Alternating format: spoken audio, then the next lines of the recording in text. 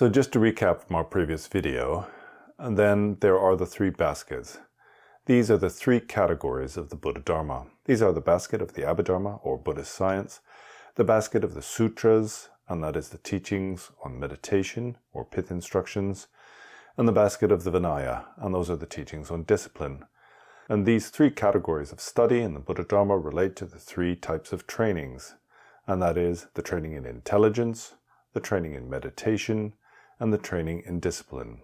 And in turn, then these are related to the three aspects that are present in any spiritual tradition, and that's view, conduct, and meditation. And furthermore, then there are the three wisdoms. Now the term in English is often translated as wisdom, but wisdom in Sanskrit is jnana, and this is not jnana, this is prajna. I'm not exactly sure why we translate this term as wisdom in English, because really the term itself is more like intelligence, but it's superior intelligence, or discriminating intelligence. So we could say there are the three discriminating intelligences. Perhaps it's just easier to say the three wisdoms. And that's the wisdom of study, the wisdom of contemplation, and the wisdom of meditation. So far, then we've been covering this topic on the 5 types of view. And these are the 5 views that are associated with the mistaken, discriminating intelligence. And that is the view that imputes the notion of a self based upon the 5 aggregates. Those of forms, feelings, discriminations, formations, and consciousness. Now, the way I would like us to think about these 5 views that are associated with the afflicted, discriminating intelligence is in terms of these 3, view, meditation, and conduct. And that's because, as I said recently in the live stream question and answers, then these 3, view, meditation, and conduct, are not separate elements on our spiritual path. In fact, they're totally interlinked. Once your view evolves, then naturally along with that, then your meditation and your conduct will also evolve. So in terms of these 5 mistaken views, how does this view of the perishing collection affect our view, meditation, and conduct? Well, our natural and uncontrived view is that this self is that which is based upon the mind-body continuum. We have this notion that this form is me. We can see this very clearly, because if anything comes to harm our body, then we immediately react. If someone were to poke us with a pin, then we would say, "Don't poke me." So it's clear that we have this identification with the body as being me. But also sometimes we don't see our body to be ourselves. We see our body to be that which is possessed by the self. For example, if I burn my hand, I have this notion that the hand belongs to me. But I don't think that this hand is actually me. For example, I don't think that there's a me in my little finger, in my ring finger, in my middle finger, and my index finger. We see these parts of the body to be things that are possessed by the self. And the question that begs to be asked is, how does having this notion that the self is based upon this body, or possesses this body, create obstacles for our meditation practice? And as I said previously, then it's quite clear that we cherish this body. We see it to be me and mine, and so we try to protect that. And because we have this natural view that this body is me and mine, then we also have self-cherishing for this form. For example, we try to protect ourselves from harm. And even if there's a small insect that's in danger of flying into our eye, then we're very quick to protect our eyes from any harm. And this instinct becomes a great obstacle to our meditation, because we're unable to forego hardship that is necessary to make progress on the spiritual path because of this strong sense of protection of the body. For example, if I were to say, you must go into a cave and meditate for 1 year and only eat 1 grain of rice every day, and so your natural instinct would be to reject this instruction. You would see it to be something harmful to your body, that it would harm your health in some way. And it's because we cling to this form as being ourself, and we wish to keep it healthy and happy. But it's taught in the Buddha Dharma that you have to give up all self-clinging. And this is the reason why the masters of the past went off into the wilderness and meditated. They wanted to reduce their self-clinging because, as I said before, it's this clinging to the reality of the self which causes us to experience suffering in the 6 realms of samsara. For a person who is unable to give up their strong clinging to self, then likewise they will not be able to develop meditative practice. It is true that the Buddha taught that our practice should be free from the two extremes. And these two extremes I'm talking about in terms of conduct. That means that we shouldn't engage in extreme ascetic practices and self-mortification. And likewise, we shouldn't fall to the extreme of opulence or getting carried away by the sense pleasures. But our natural tendency is to want to spoil this form in this body. You only have to look at the way in which we treat this body in the modern era in the Western world. In fact, here in the West, it's as if we need a different type of food to eat every day, or even every meal. If you just look at the way we set our tables, even the activity of sitting down to a meal is so incredibly complicated in the West. We have different types of plates for different types of food, bowls for salad and bowls for soup, small spoons, big spoons, dessert forks and dinner forks, steak knives and butter knives. With all this complexity, then it's very difficult for us to engage in the simple action of eating a daily meal without getting wrapped up into all kinds of mundane activity. Not only that, then we have to earn the money to buy these things. And then once we've eaten the meal, then we have to spend all that time cleaning it up. And of course we want to save time, so in order to clean up our dishes, then we need a special machine. If you look at how a yogi lives in the mountains in their cave, then they just have one bowl and a spoon. There's no complexity when it comes to having a meal. Also, in general, then they only eat one time a day. And there are two reasons why the Buddha gave this prescription to only eat one meal a day. One of these reasons is so that we don't fall to the side of laziness, because if you eat late in the day, then it makes you sleepy, and then you will be unable to meditate late into the night. And also, to have an evening meal means extra expense. And in the time of the Buddha, then the mendicants used to beg for their food. The Buddha didn't want the practitioners to be making unnecessary demands on their sponsors. And in terms of our practice, then the more we have to spend on food and the things that we need in order just to eat a meal, then the more we'll have to work in the world and the less we'll be able to practice. You can see here that just through a simple activity of eating a basic meal, we can reduce our potential for making practice on the spiritual path. So when it comes to this point of not clinging to the body, it doesn't mean you have to mistreat yourself. However, you have to limit your distraction to mundane tasks. For example, the Tibetans are famous for being very filthy. They hardly ever wash. But in the West, it's as if we need to shower every morning and sometimes also every night. And when we have a shower, then we need all kinds of cleaning substances. Cleaning substances for the hair, for the teeth, for the eyes, for the skin, for the feet. And after we've gone through the process of cleaning ourselves, then we also need all kinds of creams and moisturizers. It's as if we can't get through our day without pampering this body in this form. But for a spiritual practitioner, this is an extreme obstacle to our practice. Now this is talking about things in terms of conduct, but also there is a way that clinging to this form is an obstacle to our meditation. As you know, meditation is a form of mental placement, and we have to avoid these tendencies towards reification and nihilism. Well, the extreme of self-mortification falls to the side of nihilism. That's where we deny the body, as if the body doesn't need any sustenance and the body doesn't need any care. But also there's the extreme of existence, and that's where the body is seen to be precious. But these tendencies spill over into our meditation practice, and so when we place the mind, and we have this strong clinging to the body as being something real and tangible, something that is substantial and permanent, and that likewise has an effect on the way that we perceive reality. It's not only the form of the self that we cling to, it's also outer forms, and so our mental relationship with outer objects becomes intensified the more that we cling to this body itself. As I said before in previous videos, then in the Theravedic tradition, when they're developing their Vipassana or insight meditation, they start off by scanning the body and becoming aware of different sensations. And by this process, eventually, one loses all sense of the body as being something real. And so if we cling to this in our daily lives, in everything we do, in all our activities, in eating, washing, sleeping, and this only reinforces our clinging to forms as being something real. I mean, just look how we have to sleep in the West. So as you know, recently then I've been building a retreat center, and now I've got a meditator staying in the retreat, and so I had to buy a new mattress. And then just going out and looking at what was available in the bedding section just blew my mind.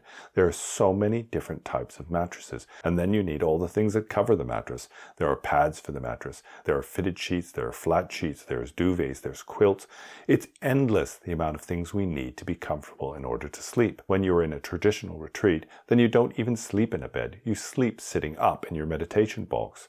And so you need absolutely nothing. And this isn't a form of self-mortification. The The reason why we sit up in a box when we sleep is so that we can spend more of our time in meditation. As soon as you wake up early in the morning, you're already ready to start your practice. You don't need to get out of bed and to change your clothes and do all sorts of things before you start the day. You go straight into meditation early in the morning and stay there all day. But in the West, we can't be comfortable unless we have the right types of sheets, the right types of quilts. Some people need Egyptian cotton, some people need silk, some people need feather duvets, some people can't stand feather duvets. We need one pillow or two pillows or three pillows depending on how we're used to sleeping. And if we don't have these things, then we're not able to get comfortable. And you can see this in general when you go into a meditation hall in the West, because when people come to the session, they bring all sorts of things with them. There's cushions to go under the knees, cushions to go under the bum. You need a special blanket for your knees. You need a special blanket for your shoulders. There's all kinds of things we need before we even can get started on our practice. And so by reducing our clinging to ourself and our form, we reduce our distractions that become obstacles in our meditation practice. Some people criticize the monastic rules. They see it to be unnecessary, but these things all have purpose. For example, we also cling to our clothes. Just go into any shopping mall in your local area and see for yourself the great variety of clothes that we need in order to be happy. And it's not only that, we need to change our clothes regularly. We have to have something different to wear every day. But when you wear monastic robes, life is very simple. When I came here from Nepal a year ago, I only had one set of robes with me, and so I had nothing to wear when I washed my clothes. But it makes life incredibly simple. You don't have to decide whether your shoes match your trousers and whether your trousers match your socks. You don't have to worry about the shoes that you wear in the winter and the spring and the summer and the fall. Things in life get so complicated the more we cling to outer objects and the more we pamper this body. So it's clothes and bedding and food, and then the list goes on forever and ever. And in order to buy all these things, then we have to spend all our time working. In order to work, then we need a car. And then when we drive to work every day, we spend 1 or 2 hours on the road. And this raises up our levels of anxiety and frustration. And so you can see here that without simplifying your life, there is no way that you can dedicate yourself in a sincere manner to your meditation practice. The Buddha taught to be of few desires and easily satisfied, to live a life of simplicity. And the purpose of this was to be able to create the conditions for you to engage in your meditation practice without distractions. And so I think it's clear now that clinging to this form as being me and mine can be a huge obstacle to our meditation practice. And the more we cling to this aggregate of form, the more distractions and obstacles will arise on the path. But reducing clinging to our body and our form as being me and mine is not only beneficial to your spiritual practice, it will also make you a more content and satisfied individual. It will make you a better person within your society and your community. And your natural simplicity will be something that will have a positive effect on others. Our lives in the modern world have become overcomplicated, and we have too many dependencies. And because of this, people suffer greatly from mental illness, from anxiety and frustration. And so I think it's quite clear to us that clinging to the body, or imputing the self on this aggregate of form, is a massive obstacle to our meditation practice. Next, we have the aggregates of feelings, discriminations, and formations. But really, feelings and discriminations fall under the category of formations. This aggregate or skanda of formation is the aggregate of mental experiences. These are the various objects that have the power to move or influence the mind. And within this aggregate, then feelings and discriminations are subsumed. Now, what do we mean by feelings? When we say the aggregate or the skanda of feelings, then we're not referring to emotions, for example, happy, sad, anxious, etc. What we're talking about is the raw experiences of the pleasant, the unpleasant, and the neutral. But these feelings are not associated with conceptualization. It's not the idea, for example, that suffering is bad. It's the mere raw experience of suffering or pain. If I burn my hand, then I have a very visceral and real feeling of pain in my hand. And this happens instantly. And there's no time for me to conceptualize on that. So that's this aggregate of feelings. And likewise, it's the same for feelings of pleasure and well-being, If I have kind of intimate relationships with my partner, gentle caresses on the skin can create sensations of pleasure.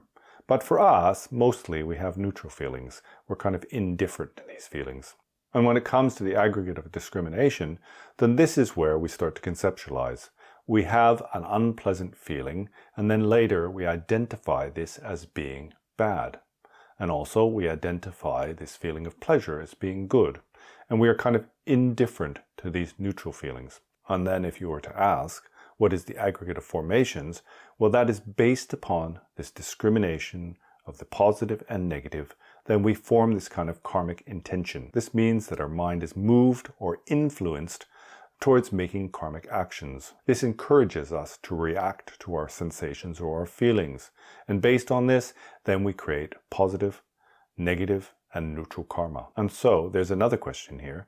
Why is it that the Buddha specified the aggregates of feelings and discriminations if these two are comprised within formations? And the reason for this is given, and that's because there is a distinction between lay people and mendicants. Now, we often get this point wrong. We think that there is a kind of discrimination between monks and nuns and between lay people. But what it has to do with is practice. In the Christian tradition, then a nun is somebody who is said to have married Jesus. So what it means is they have dedicated themselves to devotion to God. But that's not really the meaning in the Buddha Dharma.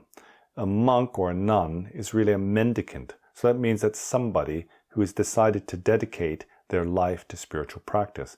They've given up ordinary, worldly life in order to become a meditator or a practitioner or to study. And a layperson is somebody who's almost completely engaged in their worldly lives. So they've basically got to work. In those days they were farming, they had to feed their families, and also they made offerings to the Sangha. So this is why there was a differentiation. And because there is this differentiation between those people who are engaged in worldly activities and those people who are dedicating themselves wholly to the spiritual path, then the Buddha taught two aggregates that are comprised within formations. And the aggregate of feelings was taught for lay people, because it is told that on the basis of taking these feelings to be very real and important, that lay people get into a lot of trouble. Because in order to acquire what they want, then they are willing to do misdeeds and create negative karma. And likewise, then to avoid the things they don't want, then they're also going to engage in negative karma, and they have a neutrality to virtue, for example. And so the skandha, or the aggregate of feelings, was taught for the benefit of lay people primarily. And then why is discrimination taught to monastics, for example, monks and nuns? And that's because where we get into trouble is we argue with people about philosophical views. For example, I give you a hard time. And so distinctions or discriminations is taught for monastics. Basically, these monastics take all kinds of vows, right? And so taking these vows is supposed to protect them from the negativity that is associated with feelings. For example, the vows we take are in order to diminish our desire and our anger. And so this aggregate of feelings is less important. But where we go wrong is that we have a lot of discrimination and distinction, and we argue over philosophical views. And based on getting upset or arguing over philosophical views, then these monks and nuns are more likely to create negative karma. And so this aggregate of discrimination was taught for the benefit primarily of the mendicants. And it's not like mendicants never give rise to desire or anger based on simple experiences of pleasure and pain and neutrality. But it's the case that it's primarily relevant to them. But these are both included within formations. And what are formations? That's where, based on feelings of pleasure, pain, and neutrality, we give rise to discriminating between certain activities, certain philosophical views. We discriminate between things, and based on this discrimination, then we give rise to this karmic intention. We react to things we experience, and based on this, then we can create negative karma. And so the process of these three aggregates of feelings, discriminations, and formations creates karma. And if we're unlucky, then we're creating negative karma. But also, this creation of neutral karma is extremely harmful to a spiritual practitioner. And that's because we waste our time on neutral karma. For example, you could say that there wasn't anything necessarily negative about going to see a movie. But if you go to see a movie, then you've spent 2 hours of your time that you could have been dedicating to your meditation practice, right? To studying or contemplating or meditating. And so really, in the modern world, this neutrality is a huge pitfall. In fact, we probably spend most of our time in the West engaging in neutral activities. They're not really negative things. If you go for a little drink and you don't get into trouble, that's not really negative, but you'll waste your whole evening. And then next day, you'll be quite groggy and you won't be able to get up and meditate, right?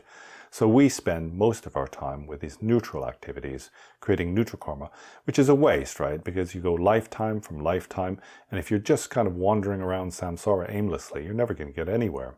What we need to do is to create virtuous karma. And as you know, it's very difficult to engage in virtue. It's easy to do negativity, and it's difficult to do virtue. And not only that, it's difficult to create good habits, and it's easy to create bad habits. And also, it's very difficult to get rid of bad habits, and it's very easy to get rid of good habits. For example, when I was young, the first time I tried a cigarette, I thought it was absolutely horrible. You know, it was a terrible taste in my mouth. But after having 2 or 3, then I was already addicted. And then it was like 20 years later before I could give up smoking. And it's similar with positive habits. They're very hard to form, right? I could, for example, say, I'm going to get up early in order to meditate. Let's say I normally sleep in, and I think, well, I better get up at 5 in the morning every morning and do 2 hours of meditation. So we start off, the first day we get up and it's a bit difficult. And then the second day it's a bit easier. And the third day we're starting to form a habit. But on the 4th day, I sleep in and then it's all over. Whatever positive habits that I've formed immediately are lost, right? But when it comes to something like smoking or taking drugs, then you could get a habit and it could take you 20 years to get rid of it. Good habits are hard to form. Bad habits are easy to form, right? And bad habits are very difficult to break, and good habits are very easy to break. And also, we spend most of our time just doing meaningless and kind of unproductive things. And so you can see here that by clinging to these aggregates of feelings, discrimination, and formations, that we can cause ourselves a lot of trouble and cause incredible obstacles in our meditation practice. But again, this is primarily in terms of conduct. In terms of meditation, then this is also lethal, because when we discriminate things as being good or bad, then we also create this habit in our meditation. For example, we're sitting, we want to rest the mind in equipoise, we want to realize this non-dual wisdom, but all the time we're discriminating about the thoughts that arise in our head. For example, you give rise to a thought and you think, I must get rid of that thought. You see it to be bad, right? I must remove thought. This process of trying to remove thought in our meditation is not meditation, it's mental distraction, right? We're trying to remain stably resting in recognition, if you have recognition, or remain stably resting in some kind of equipoise where we don't get carried away by thoughts. But this discrimination that arises from our aggregates also occurs in our mental placement. And so we chase after some thoughts or we try to push them away. But really, for the most part, in our meditation, what we do is we waste our time with neutrality. We have a kind of numbness, ignorance that we remain in for many hours, and this will have no productive results. And it's a problem because many people don't understand meditation. So they think this kind of blank state is what they're after. Some people identify this with renunciation, but it's not. This numb and unengaged state is a state of ignorance or neutrality. And it's not beneficial in any way. It won't help you develop meditation in any way whatsoever. The most dangerous is the nihilistic view. This tendency to see thoughts and appearances as being bad and try to eliminate them is more dangerous than us actually clinging after, for example, bliss. Many people have experiences of bliss in their meditation, right? They sit in meditation, bliss or non-conceptuality arise, and then they cling to that. But that clinging to that is not so dangerous for our meditation. If you cling to clarity, it will cause rebirth in what's called the form realm. And being reborn in the form realm is very positive for your meditation practice. This will help you progress through the levels and eventually reach insight. But clinging to non-thought will cause birth in the perceptionless realms. And the perceptionless realms are not beneficial to your meditation practice because there appearances don't arise. And because appearances don't arise, then you don't experience sentient beings. And because you don't experience sentient beings, you're not able to feel love and compassion for them. And so you don't really have a path in the Mahayana if you're reborn in the perceptionist realms. And then clinging to bliss causes rebirth in our world, this world that we experience now. But clinging to these experiences isn't so bad because it will kind of improve your mental acuity. It will improve your placement meditation. So we've got feelings, discriminations, and formations, and based on this, then we create these karmas, positive, negative, and neutral. What we want to create is this infallible karma, This is the karma that is created in sort of proper placement and insight. So proper samadhi, this is what we want to create. And this kind of karma is what leads to this liberation, infallible karma. And the final aggregate that is associated with this view of the perishing collection is the aggregate of consciousness. And in the Buddhist tradition, at least, then this is primarily the sense perceptions. And so we have these awarenesses of forms and sounds and smells and tastes and bodily sensations. And also we have this consciousness or awareness of mental objects. So these are the 6 consciousnesses. And then in the mind-only school, and it's not something I'm going to cover in any detail here, we also have afflicted consciousness and we have the all-base consciousness. That's a different topic. But let's just take it in terms of these perceptions of outer objects and mental experiences. We identify these as being me and mine. For example, if I see an outer form, then I see that to be my personal or visceral experience of a real outer object. And likewise, if I imagine something, then we see this imagination of a thought or an idea to be me or mine. And really, in the West, in the modern era, we see these mental processes to be what we actually are. These mental experiences of thoughts, etc., are how we identify as self. As I said before, then we kind of think if we take the brain out of the body and put it in another body, we'll still exist. We'll just have a different body. So we're leaning more to believing that the brain is the self. But the brain is also a form. We think that the brain and the thoughts in the brain are me. And so it's really no different than thinking the body and our mind are me. It's clinging on to these physical and mental experiences and then imputing the idea of a self on this. That is mistaken, and that is what is subsumed in this category of the view of the perishing collection. Now, in order to achieve final awakening, then we have to remove all clinging to self of the individual and self of phenomena. This identification of me as being real and lasting, but also seeing phenomena, outer phenomena, as being real. And it's based on clinging to these experiences of consciousness that we cling to outer phenomena. There's also a basis for us clinging to self, because part of this consciousness is the awareness of our own thoughts, or self-awareness, but primarily it's awareness of outer objects. And we perceive these outer objects through our sense perceptions. And we also see these experiences of the sense perceptions to be personal. And this reinforces the sense of self. And in terms of meditation then these are experiences that arise in our meditative equipoise. And by clinging to their reality, then it becomes a distraction, another obstacle to meditation. For example, you'll well be aware yourself if you've done any meditation, if you're trying to focus, let's say on a candle or on a mental visualization of a deity, and then you hear a sound outside, your mind is immediately attracted or carried away by that sound. And it's similar if you have a pleasant smell arising. Let's say you're burning some incense and you're meditating, and then you become aware of the smell of the incense and start thinking, ooh, is that camphor? Can I smell a sweet smell? And these things distract us in our meditation. In that very kind of coarse level, we can all see how clinging to these experiences of consciousness are an obstacle to our simple placement meditation. But then there's the aspect of insight meditation as well. And in terms of insight, then what we're looking to do is to rest or remain within the true nature of reality. But we tend to get this wrong. I mean, I've said it before. We have experiences, they arise. For example, I imagine something in my head and I think, ooh, that must be the true nature of phenomena. I'll focus on that. But what I'm doing is I'm focusing on my mental consciousness. I'm not focusing on the essential nature. The essential nature itself is not a specific object, right? And it's also not a conceptual understanding. It is a mere recognition of how things abide. And that's because it's synonymous with non-dual wisdom.